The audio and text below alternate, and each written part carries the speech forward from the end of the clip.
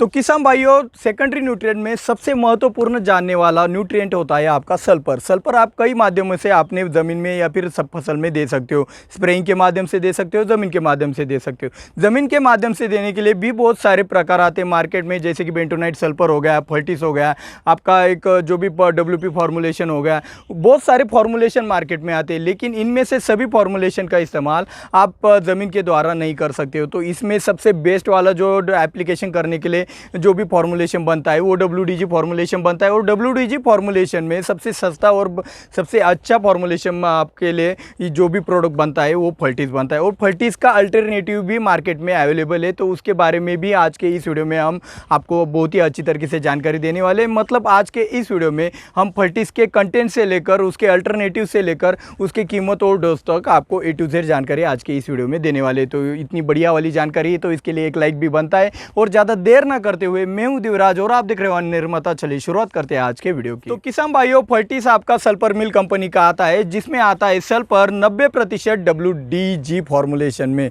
WDG formulation का long form होता है वाटर डिस्पर्सेबल ग्रैन्युअल। मतलब ये पानी में अच्छी तरीके से घुलनशील होते हैं। इसके कारण ही ये ड्रिप में से या फिर आपके जो भी बारिश के पानी में से या फिर आप जो भी खुला पानी देते हो उसमें ये अच्छी से भिगोकर एक ही टाइम में आपका ये सल्फर आपके फसल के लिए लागू हो जाता है। तो इसकी वजह से फर्टिस का ज़्यादा इस्तेमाल किया जाता है। कम वक्त में आपको सल्फर की अवेलेबिलिटी आपकी फसल में करनी है तो इसके इस फॉर्मुलेशन की वजह से ही आप वो कर सकते हो, WDG फॉर्मुलेशन की वजह से। एक और खूबी इस फर्टिस के फर्टिलाइज़र में ऐसी है कि भाई जो भी उस पार्टिकल का साइज़ है सल्फर के, वो 2 से 4 माइक्रोन का पार्टिकल साइज़ होने के कारण वो बहुत ही जल्दी घुलनशील होता है, जो भी आप सोच भी नहीं सकते। आप देखो फर्टिस जब आप देते हो तो वो जल्द से घुल मिल जाता है और बाकी जो फॉर्मुलेशन आते हैं सल्फर के उनको घुलने में पानी में बहुत सारे वक्त लगता है। तो ये इस फर्टिस की खूबी आपको समझ आनी चाहिए। तो किसान भाइयों, क्या होता है जब कोई मार्केट में ब्रांड डेवलप हो जाता है तो उसके अल्टरनेटिव ढूंढना आपके लिए भी जरूरी हो जाता है। और कई बार क्या होता है, कुछ ब्रांड मतलब फर्टिस भी अच्छा है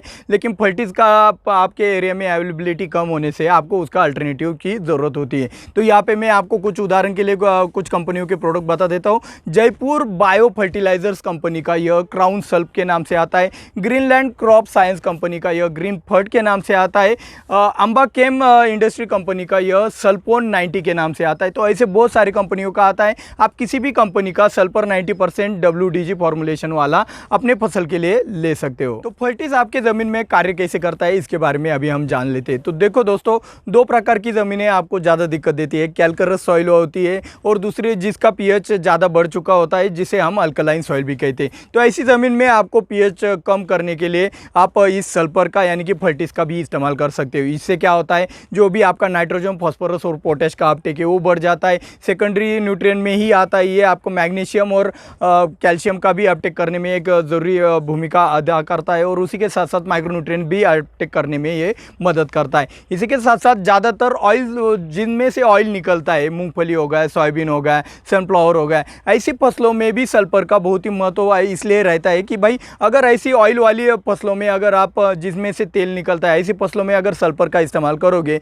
तो आपको जो ऑयल कंटेंट है उसमें ज़्यादा मिलता है। तो इसलिए हम सोयाबीन हो गया, मूंगफली हो गया या फिर सनफ्लावर हो गया, उन फसलों में सल्फर का भी ज़्यादा इस्तेमाल करके ज़्यादा उपज भी पा लेते हैं। तो ये जो सल्फर है आपके फसल में एक जो भी प्लांट हेल्थ है उसे बढ़ावा देने के लिए भी एक मदद करता है। आप इसका इस्तेमाल जो कर सकते हो, आप इसको आप यूरिया हो गया या फिर किसी ब्रॉडकास्टिंग फर्टिलाइज़र के साथ एक मिलाकर भी आप इसको दे सकते हो। या फिर आप ड्रिप इरिगेशन हो गया, आपका माइक्रो ट्यूब हो गया या फिर आपका ड्रिपर हो गया या फिर आपका इनलाइन ड्रिप हो गया, तो इन तीनों के ज़रिए भी आपका ये फर्टिस का एप्लीकेशन आपका आराम से हो सकता है। कोई भी चॉकअप वहाँ पे नहीं होने वाला है। तो आप इसका एप्लीकेशन इस तरीके से भी कर सकते हो। आप स्प्रिंकलर इरिगेशन के द्वारा भी दे सकते हो। अगर आप चाहो तो आप सॉइल ड्रेंचिंग के माध्यम से भी आप इस फर्टिस का इस्तेमाल अपनी ज़मीन में कर सकते हो। इसका फ़ायदा आपको ओवरऑल ऐसे होने वाला है। एक और फ़ायदा मैं यहाँ पर बताना भूल गया कि आपको जो भी सॉइल बर्न डिसीज़ आते हैं, अगर वो आने से पहले अगर सल्फर का सही मात्रा में, उचित मात्रा में अगर समय पर आपने अपनी ज़मीन में इस्तेमाल कर लिया तो जो भी सॉइल बर्न डिसीज़ आते तो उनके जो प्रमाण है वो उनकी जो तीव्रता है वो बहुत ही कम हो जाती है सल्फर के इस्तेमाल से। तो सॉइल बर्न डिसीज़ को कम करने के लिए भी आपको सल्फर का इस्तेमाल अपनी फसलों में करना ही चाहिए। तो किसान भाइयों, फर्टिस का इस्तेमाल आपको कौन से स्टेज और कॉम्बिनेशन में करना चाहिए इसके बारे में अभी हम जान लेते हैं। तो फर्टिस आप बेसल डोज से लेकर भाई हार्वेस्टिंग के स्टेज तक कभी भी इस्तेमाल कर सकते हो, चाहे वो फ्लावरिंग स्टेज भी हो तब भी आपको वो फ़ायदा ही देगा। सल्फर ऊपर स्प्रेइंग के द्वारा जाने से फ्लावर ड्रॉपिंग होता है, ना कि ज़मीन के द्वारा जाने से ड्रॉपिंग होता है। तो ज़मीन के माध्यम से फ्लावरिंग स्टेज में भी आपका फर्टिस जाता है तो वहाँ पे कुछ भी फ्लावर ड्रॉपिंग आपके लिए नहीं होता है। तो रही बात इसके कॉम्बिनेशन की, तो कॉम्बिनेशन करते वक्त आपको यहाँ पे संभल कर रहना है, क्योंकि फॉस्फोरस और नाइट्रेट फर्टिलाइज़र के अंदर ये रिएक्शन करता है और वहाँ पे आपको जो भी सल्फर के या फिर जो आप खाद इसमें मिलाने वाले हो फॉस्फोरस या फिर नाइट्रेट वाला, तो उसके भी रिजल्ट नहीं मिलेंगे और इसके भी रिजल्ट नहीं मिलेंगे और आपका वेस्टेज ज़्यादा होगा। तो आपको ये इतना ही ध्यान में रखना है कि भाई फॉस्फोरस युक्त और नाइट्रेट युक्त खादों में, फर्टिलाइज़रों में आपको फर्टिस का इस्तेमाल नहीं करना है, कॉम्बिनेशन नहीं करना है। किसान भाइयों, फर्टिस आप किसी भी फसल में बेझिझक इस्तेमाल कर सकते हो। ज़्यादातर जिसमें से ऑयल बनता है ऐसी फसलों में तो आपको इसका इस्तेमाल करना ही, और इसका मतलब ये नहीं कि बाकी कोई फसलों में इसका फ़ायदा नहीं होने वाला है। तो बाकी के फसलों में जैसे कि टमाटर हो गया, अनार हो गया, अंगूर हो गया, गन्ना हो गया, कपास हो गया, तो सभी फसलों में ये आपको फ़ायदा ही देने वाला है। लेकिन इस्तेमाल करते वक्त अगर आपका ड्राई एरिया है जहाँ पे हीट ज़्यादा होती है तो इसका डोज आपको कम रखना पड़ेगा, क्योंकि सल्फर से हीट जनरेट होती है। अगर हीट अगर ज़्यादा हो गई, उष्णता अगर ज़्यादा हो गई आपकी फसल को और पानी कम पड़ गया है तो वहाँ पे आपका पौधा स्ट्रेस में जा सकता है। तो आपको सिर्फ कंडीशन, क्लाइमेट कंडीशन ध्यान में रखकर ही आपको सल्फर का यानी कि फर्टिस का इस्तेमाल अपनी फसलों में करना है। तो दोस्तों अभी हम जानते हैं फर्टिस के कीमत और डोज के बारे में। तो फर्टिस का डोज आप 1 एकड़ के लिए 3 किलो का इस्तेमाल कर सकते हो। अगर आपकी फसल में सल्फर की रिक्वायरमेंट ज़्यादा है, प्याज जैसे, तो वहाँ पे आप 6 किलो तक भी आप फर्टिस का इस्तेमाल अपनी फसलों में कर सकते हो। रही बात इसकी कीमत की, तो अपने नज़दीकी दुकान में फर्टिस की क्या कीमत है ये जानने के लिए और मुझसे अगर आपको कुछ भी सवाल पूछना है और आपको उसका आंसर चाहिए फ्री में, तो आपको हमारा अन्ननिर्माता एप्लीकेशन डाउनलोड करना होगा। नीचे डिस्क्रिप्शन में लिंक है, वहाँ से आप एप्लीकेशन को डाउनलोड कर सकते हैं।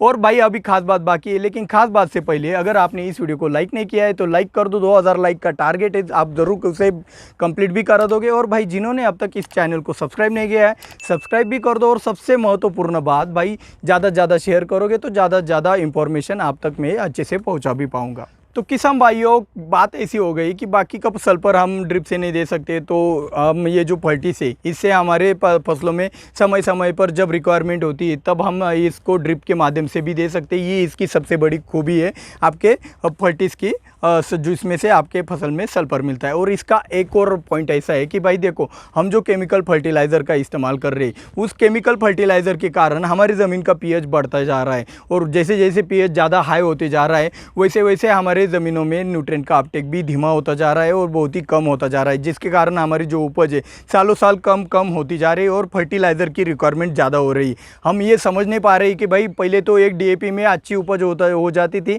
अभी 2 डीएपी की इस्तेमाल करने की ज़रूरत पड़ रही। तो इसका कारण क्या है? तो आपके ज़मीन का पीएच बढ़ चुका है। तो आपकी ज़मीन के पीएच के ऊपर भी फोकस करना बहुत ही महत्वपूर्ण बात होती है। यहाँ पे मैंने आपको फर्टिस के अल्टरनेटिव भी बता दिए, आप उसका भी इस्तेमाल कर सकते हैं। ऐसा नहीं कि भाई आपको फर्टिस ही लेना है, फर्टिस का अल्टरनेटिव का भी इस्तेमाल आप कर सकते हो, बेझिझक कर सकते हो। तो उसी के साथ साथ आपको ये भी ध्यान रखना है कि भाई चिलेटेड फर्टिलाइज़र का, चिलेटेड माइक्रोन्यूट्रिएंट्स का इस्तेमाल करने से अच्छा है कि भाई आप सल्फेट बेस माइक्रोन्यूट्रिएंट्स का भी इस्तेमाल करोगे, जैसे कि ferrous sulphate, zinc sulphate, manganese sulphate हो गया, मैग्नीशियम सल्फेट हो गया। सल्फेट बेस फॉर्मुलेशन का फर्टिलाइज़र का भी इस्तेमाल करोगे तो आपके ज़मीन के लिए अच्छा रहेगा। आपके ज़मीन का पीएच फिर से रेगुलर होने की तरफ जाएगा, तो आपकी ज़मीन भी अच्छे से आपको रिस्पॉन्स देगी, आपकी उपज भी अच्छी होगी। तो आपके ज़मीन के पीएच कम करने के लिए आप जिप्सम का इस्तेमाल कर सकते हो, फर्टिस का इस्तेमाल कर सकते हो, सल्फेट बेस फर्टिलाइज़र का भी आप इस्तेमाल बेझिझक कर सकते हो। और अगर जिप्सम के बारे में ज़्यादा जानकारी जानना चाहते हो तो इस वाले वीडियो के ऊपर क्लिक करके वो वाली जानकारी पा सकते हो। मिलते हैं अगले वीडियो में। जय जवान जय किसान।